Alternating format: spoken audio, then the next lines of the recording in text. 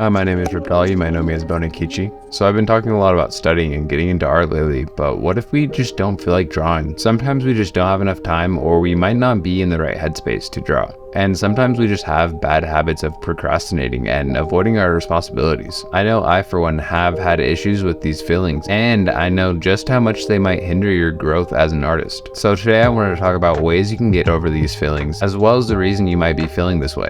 First of all, it can be really hard to want to study, especially when we don't even have time to relax, let alone time to draw a whole illustration.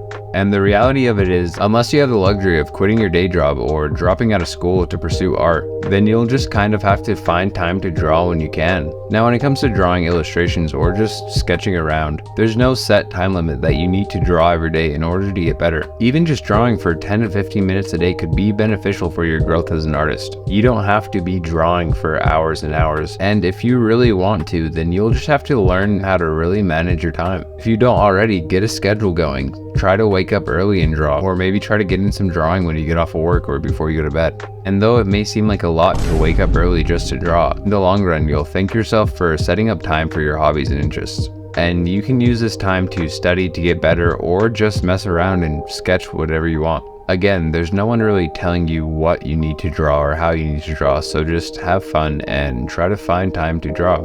And I know it's really discouraging when you have a lot on your plate, but to set aside time for your hobbies is a very important thing to do. There are a lot of great artists that I know of that if they never set aside this time and really learned how to manage it well, they wouldn't be where they are today. And if you do have the luxury of working somewhere that you could draw, then take that opportunity.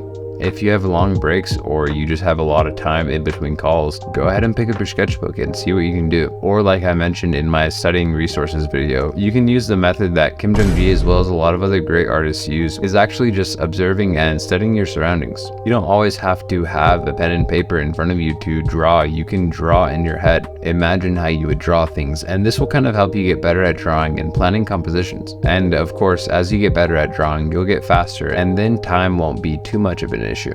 But finding time isn't always the only issue. Sometimes life can just be hard, and something almost as carefree and blissful as drawing just realistically isn't on the forefront of our mind. Though we may want to draw, there's a lot of other responsibilities that we need to cater to, and sometimes when we have a lot going on, we find it kind of hard to sit back and relax and partake in our hobbies and interests. It's very discouraging to sit and try to put together a piece when you have so much on your mind, whether it's drama or paying rent or all these other responsibilities that we have to worry about. Sometimes we just aren't in the headspace to really draw. The reason that this would start to happen, at least for me, was because I wouldn't really let myself relax when I had a lot going on. And I'm sure a lot of you can relate, but when you're going through a lot, sitting back and relaxing kind of just feels wrong to do. When you have other things stressing you out on your mind, it's hard to really sit down and want to relax. And of course, there is no cure-all to your problems, but I'm here to tell you that you can allow yourself to relax, especially if you work hard. Whether it's drawing, watching TV, or playing your favorite games, doing the things that you like to do is very important, and when you stop doing the things that you truly enjoy, it's only going to add to your problems.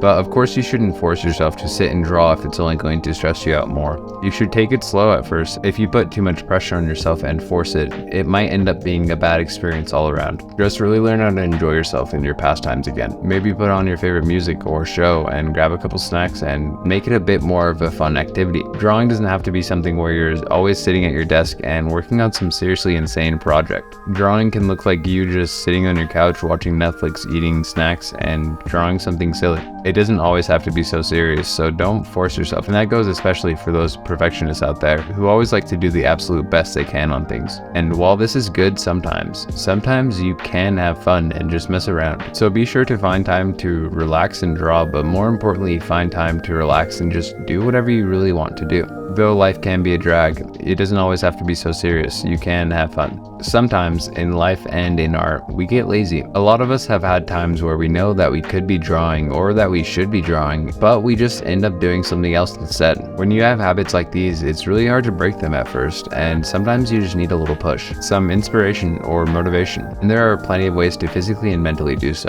A really good way to battle this procrastination is to have an immediate access to great art in your life. I personally keep the only art book that I own on my desk and open at all times.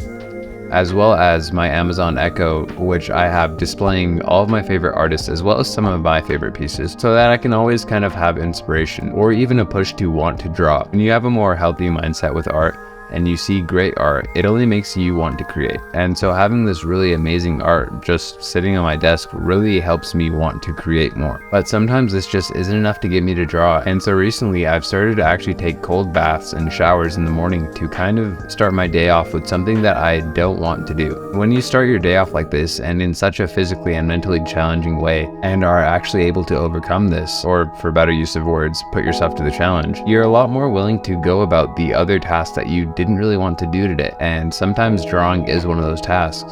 And though cold showers might not be for you, just starting your day off with something that you really don't want to do and that is mentally and physically challenging is something that will kind of get you going through the rest of the tasks that you have to do throughout the day.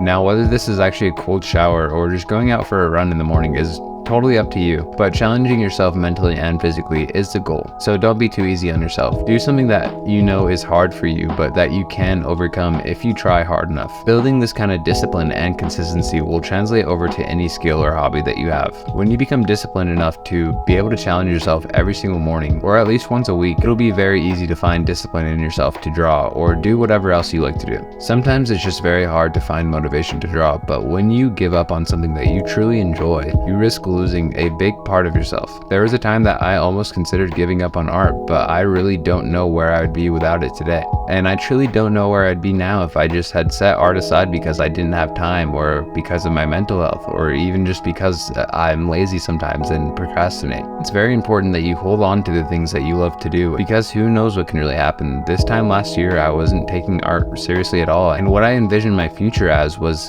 entirely different. To be completely honest, I wasn't really clear on what I had envisioned for the future. But now that I've really gotten into art, there's no doubt in my mind that I want to be a professional artist. And just having something that I'm able to grow in and see my progress in, or even just have fun with, is a very good thing. And it was especially good for me when I was feeling these ways, when I didn't have time or when my mental health wasn't quite the best. Art is something that I've always kind of come back to, and a lot of people do. So it's very important that we hold on to these things that we truly enjoy doing, because they are what make us us after all. If you found this video helpful, you might find my other videos helpful as well, so if you'd check those out, I'd be very pleased. Thank you for joining us on our journey of becoming great artists. It's been real. See ya.